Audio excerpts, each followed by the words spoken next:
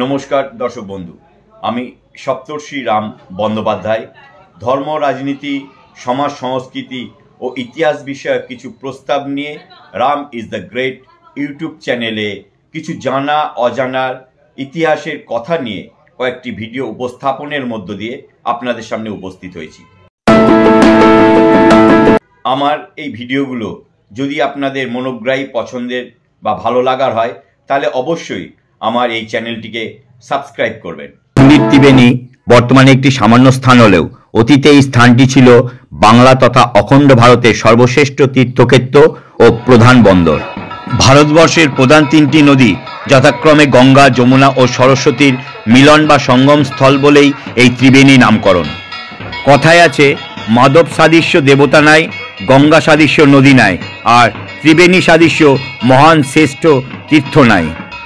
এলাহাবাদের প্রয়াগে এই ত্রয়ী নদীর মিলন হয়েছে, তাই সেই স্থলকে যুক্তবেণী, আর এই স্থলে মুক্ত হয়েছে তাই একে মুক্তবেণী বলা হয়।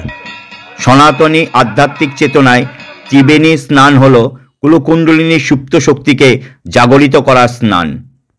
মানবদেহের গুহ্যদেশ ও লিঙ্গদেশের মধ্যবর্তী স্থলকে শক্তির আধার কুলকুণ্ডলিনীর স্থল বলা হয়ে থাকে। এখানে এই শক্তি সর্পের ন্যায় কুণ্ডলিনী পাকিয়ে সুপ্ত অবস্থায় বিরাজ করে। ইরা, পিঙ্গলা ও সুষমা এই ত্রয়ী নারীর সঙ্গম স্থলই হল এই কুলকুণ্ডলিনী স্থল। ইরা ও পিঙ্গলা দেহের মেরুদণ্ডের ডান পাশ ও বাম পাশ দিয়ে পেঁচানো অবস্থায় থাকে এবং এই দুটি নারীর মধ্য দিয়েই দেহের প্রাণ রক্ষায় শ্বাসকার্য ব্যবহৃত হয়। ইরা ও পিঙ্গলা নারীকে সাধকগণ গঙ্গা ও যমুনা নদী হিসাবেই কল্পনা করে থাকেন। এই দুইটি নারীর মধ্যভাগ দিয়ে থাকে সুষমা নারী, যাকে জ্ঞান নারীও বলা হয়ে থাকে। এই নারীর দ্বার রুদ্ধ অবস্থায় থাকে। এই নারীর রুদ্ধ দ্বারকে ভেদ করায় সাধকদের প্রধান লক্ষ্য, তাহলেই কুলকুণ্ডলিনীকে জাগরিত করা যায়।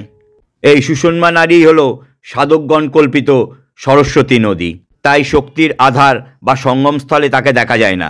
সেই কারণেই প্রয়াগে গঙ্গা যমুনা সঙ্গম দৃশ্যমান হলেও সরস্বতী নদীকে দেখা যায় না।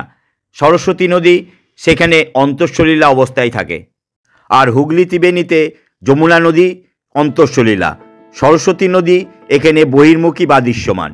তাই এখানকার ত্রিবেণী হল মোক্ষপ্রাপ্তির স্থান বা দিব্য জ্ঞান লাভের স্থল।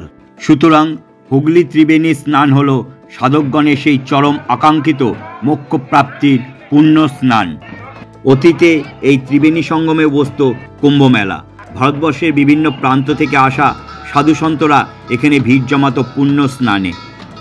কিন্তু ইসলামিক পাঠান বংশীয়রা 750 বছর পূর্বে এই স্থানে শাসন লাভ করলে ত্রিবেণীর অতীত মাহাত্ম্য লোপ পায়, বন্ধ হয়ে যায় এখানকার কুম্ভমেলা।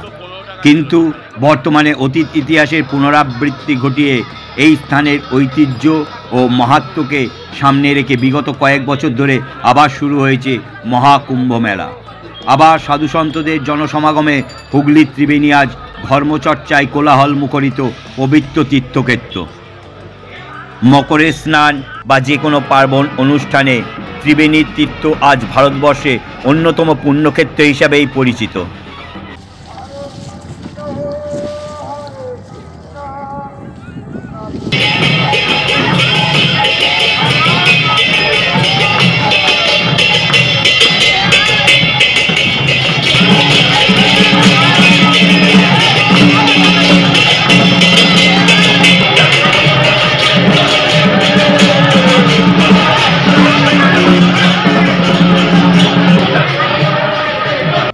আমার এই ভিডিওগুলো যদি আপনাদের মনোগ্রাহী, পছন্দের বা ভালো লাগার হয় তাহলে অবশ্যই আমার এই চ্যানেলটিকে সাবস্ক্রাইব করবেন।